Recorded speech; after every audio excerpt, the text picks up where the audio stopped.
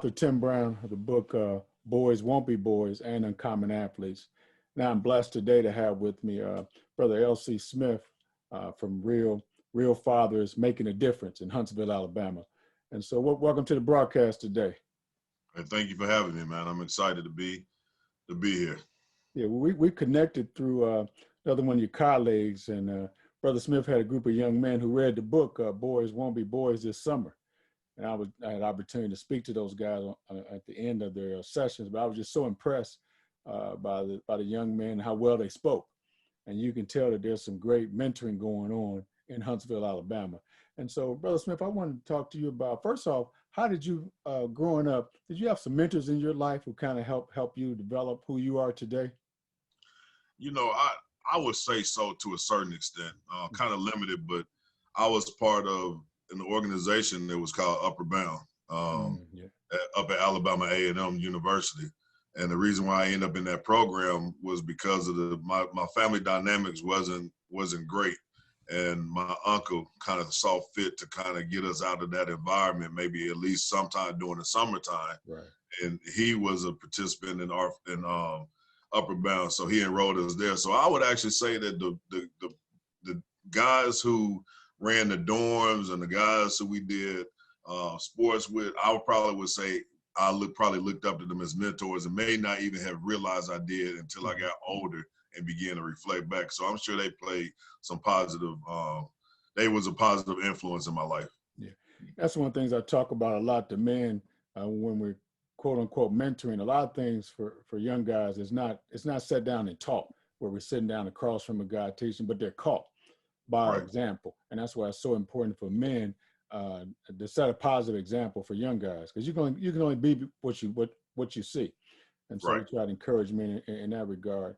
How did the program begin? I want to hear a little more about this Real Fathers Making a Difference. Well, I started to write a book about the importance of fatherhood. I really felt like dads was getting a pass. You know, fathers not being involved, you don't hear people really frown upon it as much as I feel like they should, because if mom isn't involved, you know, everyone want to know what's wrong with mom. You know, why isn't your mom involved? And to me, it felt like it was normal for dad not to be around, and that wasn't acceptable. You know, we shouldn't accept that as the norm, you know, because it's important for fathers to be involved. So I wanted to write a book about the importance of fatherhood and to encourage fathers to be involved with their children, no matter what the circumstances are. And the book never was published. You've inspired me that I might need to go ahead and put that book out. But the reason why the book wasn't published or written was because I decided to actually go out and actually do the work. And I wanted to get my feet on the ground and talk to people face to face and be able to talk to college students and talk to young fathers or mentor fathers. So that's how Our Father's M.A.D came in place, Real Fathers Making a Difference. It wasn't even about kids. It was about dealing with young adults and men to help them get back in the lives of their children, to encourage them to stay involved, to offer resources, but also to deal with our young people, to let them know that you got to be responsible young men, because there are things that there's only one way that you can become a father. So that means that you need to be responsible in that area that you know that can make you a father. And if you're not prepared and ready for life, you set yourself up to possibly be a deadbeat dad, and that's unacceptable. So that means that you have choices that you have to make to ensure that doesn't happen. Right. Boy, just hearing that sounds like you have some real talk with these guys, you know, that you're not sugarcoating this thing. Oh, no. Yeah, I love what you said about that being, you know, thinking that dads aren't around. There was a time when my son was a speaker, so he would go and speak at different events, and he spoke somewhere, and when he finished, the first thing the guy said was, "Where's your mother? Where's your mother?" You know, and here I am sitting right here in the front row, man. They were just shocked to see that there was a dad there. You know, it was as if dad can't be around. You know, it's got to be mother. You know. Yes. So I can definitely understand that. And I think sometimes fathers aren't appreciated either in this world, you know, because like you say, they expect us not to be around. And when we show up, it's kind of like, why you here? You know, where mom at? You know? Right. And I'm so glad that you're changing that narrative and we have to change it with these young boys early, have to get, That's like right. you said, get them to realize that there's a responsibility, but there's also a great reward, That's right. to being a dad. So can you speak to the rewards of mentoring, some of the things that you've seen from some of the guys that you have mentored and some of the mentees? What are those rewards of being a mentor? Man, the guys who actually mentor with us, as a matter of fact, usually any man who come in and be able to sell on our platform, usually they're already impressed by our young men. I get phone calls back from speakers all the time because they usually impressed with our young men, and usually it's in comparison to maybe other programs. And probably the reason why is because we do set a standard. We do have certain expectations. You're not here to just be here. You're not here to go to sleep. You're not here to play on your phone. You're here for a purpose and a reason. So we have certain expectations. Laying those expectations out, now we got their full attention. And as a speaker, you come in with full attention, and the mentors have them. That makes it even more rewarding when you know that the people who you are working with appreciate your time and appreciate your effort. We had a speaker come in yesterday. He called me the same night. He was like, dude, how can I be a mentor? Right. He just felt fulfilled just by being there to be able to sow into these young men. Mentors, we don't usually do it for self-fulfillment, but you do get a sense of self-fulfillment once you begin this process. I'm sure that I can't speak on behalf of my mentors, but I can say that more than likely, just like myself, I've grown tremendously just as a person to be able to work with these young men, because we learn just as much from them as they learn from us. And it's not a relationship where I just bring in the toolbox and I open up the toolbox and I lay out all the tools and say, this is what you need to do this is what you need to do that. Yeah, we providing tools, but we also got to have an open mind to be able to receive from them as well. And having that relationship and understanding that, and it's being reciprocated both ways, it just made the mentoring relationship so much better, rewarding, and fulfilling from the mentor's perspective. In light of that, what do you look for in a mentor? What are some qualities that you look for in a mentor? One of the number one quality for me is that someone who is going to be consistent. Someone who's going to keep their word, be a man of their word, follow through with the things that you say you're going to do, because that's the most important thing that a mentee is looking for. 9 times out of 10, there's a reason why he or she needs a mentor. There's somebody who did not commit. There's someone who's not in the picture. So the mentor, you can't be that another number that decided you was going to fill in the gap, and then a month later you choose to step out for whatever the case may be. So there's a lot of characteristics that I look for. My mentoring process, you got to go through do a pre-screening application. We decided we even going to send you an application. And you do the application. Once you do the application, we check your references, and then we go through an interview process, and we talk to you. We go through that whole process. But consistency and commitment is one of the main things that we really look for, because that's the most important thing. And I know that for sure, because when I first started the organization and I started the mentoring program, I would have guys, I would let them come visit first and let them come hang out for a few sessions. And then they'll say they want to commit and then don't show up again. And I remember I had some young guys, my first group of young men, I had introduced them to someone else who came in and said they want a mentor. And they told me, they was like, Mr. LC, there's no need of introducing him as a mentor. He's not going to stay just like the rest of them. So that means that they felt a certain way about the fact that these men come in and they don't commit and they leave, How do you, that's a great point. You're getting men to understand that those boys are counting on you, and they've been let down so much. And like you said, that's kind of why they're in the program, because somebody has let them down, and they're looking for somebody that's going to be there consistently. How do you build that relationship with the parents as well, with the parents? Because, you have mothers who drop their kids off, they want to be involved in this program or whatnot, and then they don't commit either, meaning that Johnny say, well, I don't want to come anymore, I don't like it. How guys are. How do you build that relationship with those parents as well? Well, one thing, we are intentional in that area, because one thing that I believe is that it's not enough to just have those young men come once a month, every 2 weeks, or once a week, and you only into them if the family dynamics are not where they possibly could be. So we genuinely put forth an effort to build relationships with the families, not just with the mom, but also of their siblings that's involved. And we get a chance to get to know them through, first of all, through the interview process. They have an understanding that we want to do what we can to be a support to not only your son, but your family as well. So there are some resources that we have.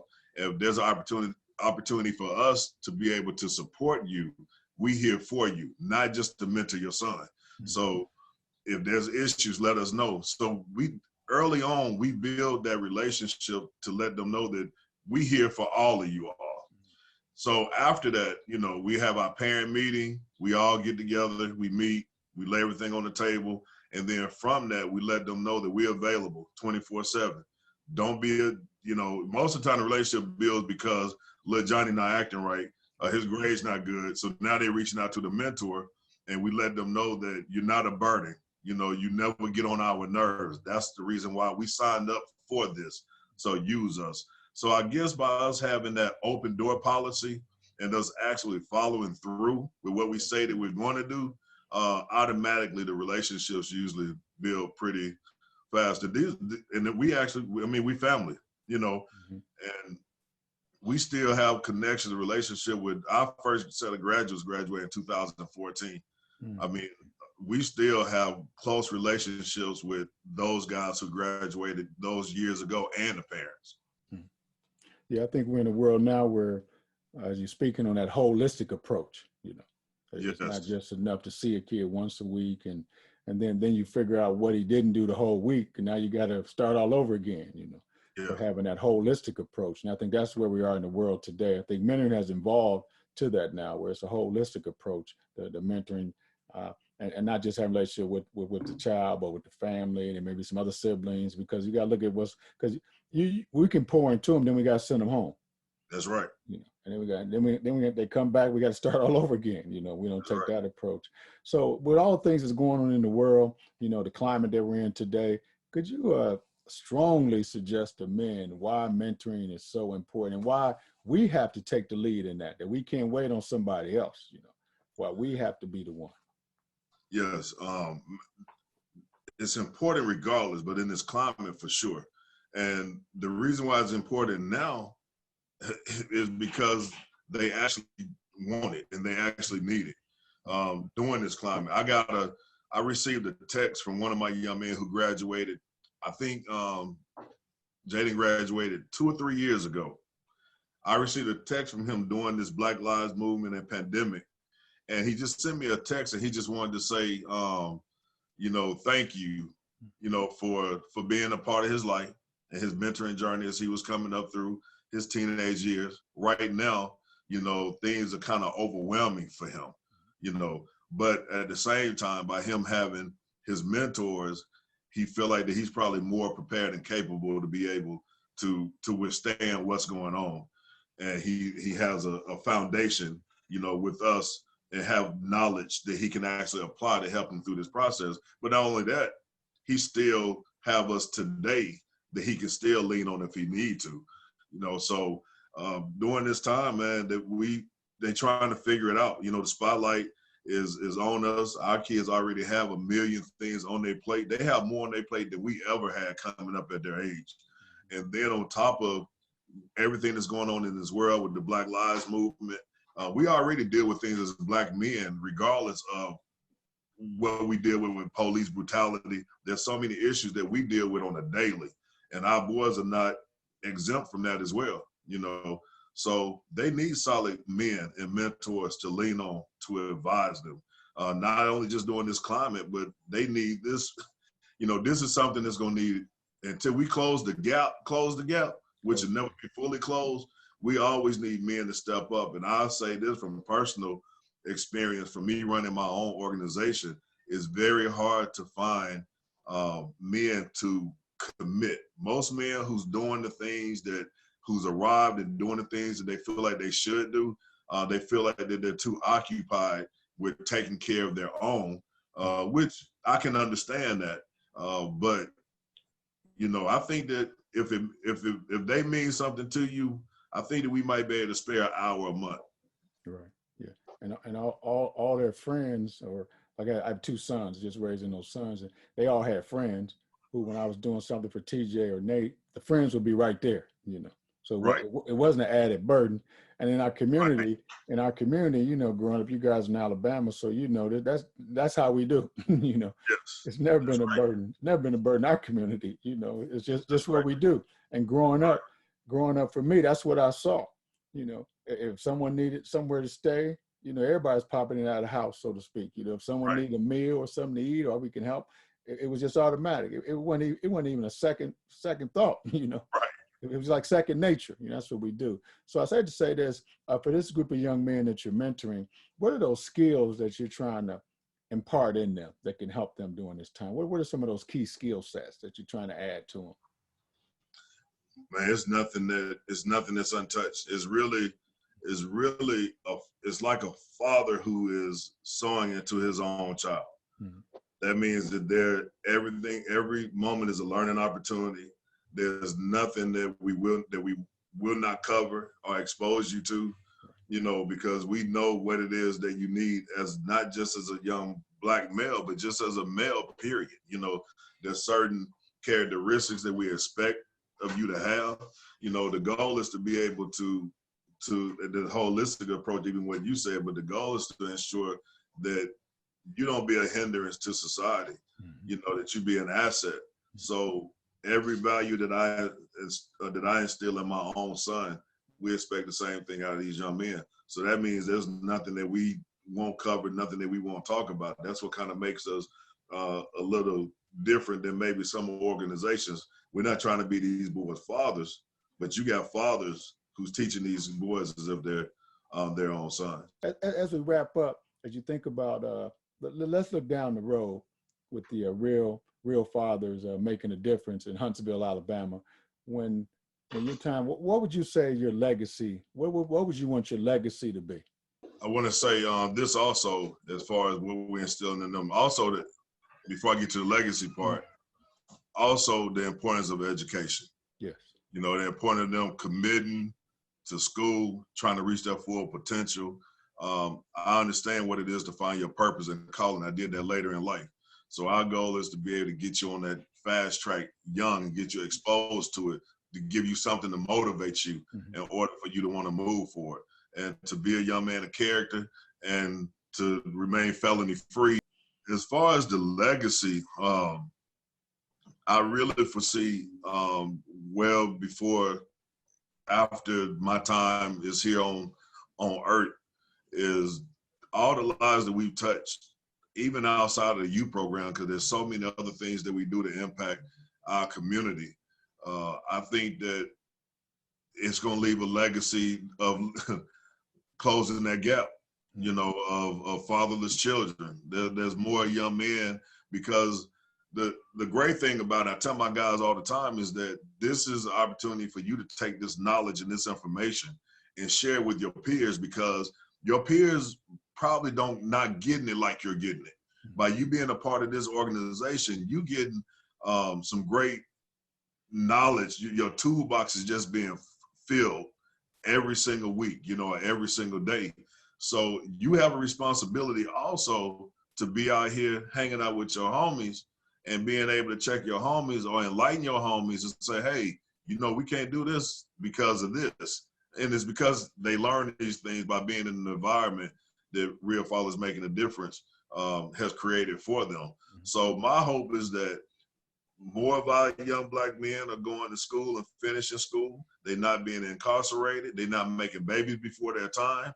They living their dream life. They're able to take care of themselves, you know. Yeah. So, I'm actually seeing that happen. I'm seeing that young men who are adults now are married, yes, and then had kids, finished school, off on their career. You know, are they going to that point? And some of those young men would not have been on this journey that they on now if it wasn't for the intervention of support that we brought to the table.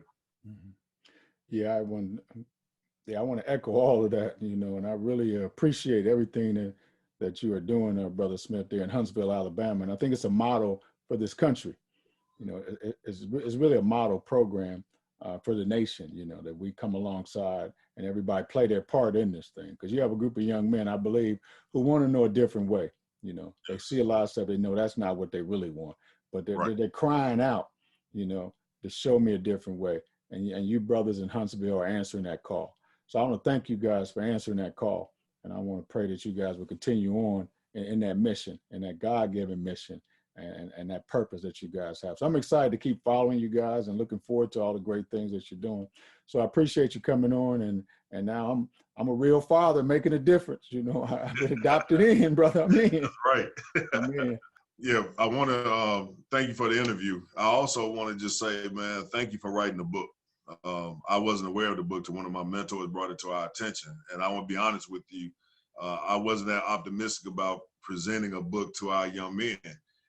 It's something I always thought about doing, but I always be like, man, I'm going to have to wrestle with these boys, try to get them to read this book. They're not going to read the book. We get ready to have our meeting. I'm going to be frustrated. So, I just was like, I'm not even putting myself through this, So, so we end up the pandemic, because of this pandemic, we've been virtual. We wanted to find something different to do. He brought Boys Won't Be Boys to the table. And I tell you, man, that book was awesome. It started a trend from what we're going to start doing from here on out. The boys was engaged. They facilitated chapters.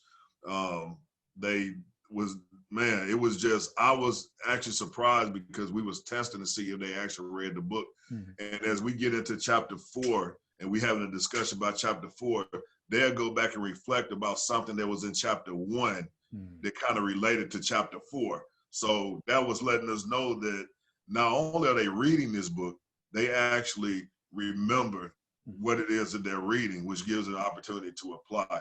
So the principles of the book are awesome. It fell right in line with the principles for Real Fathers Making a Difference. So I'm glad that we finally did a book club, and it's because of your book that we was able to do that. And I think that'd be more receptive next time, because we first told them we was reading a book. Right.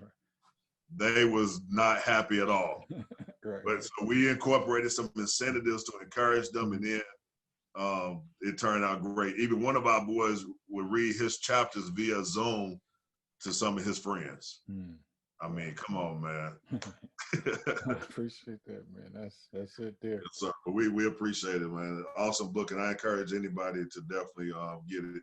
I have people who went and bought the book just because I posted online for themselves. Even some of my tutors in the program, they went and bought the book just to read it. Yes, sir. Well, thank you. I appreciate that. Okay, Brother Smith. Well, thanks again, and I look forward to talking soon. Be blessed. All right. Same to you. Yeah.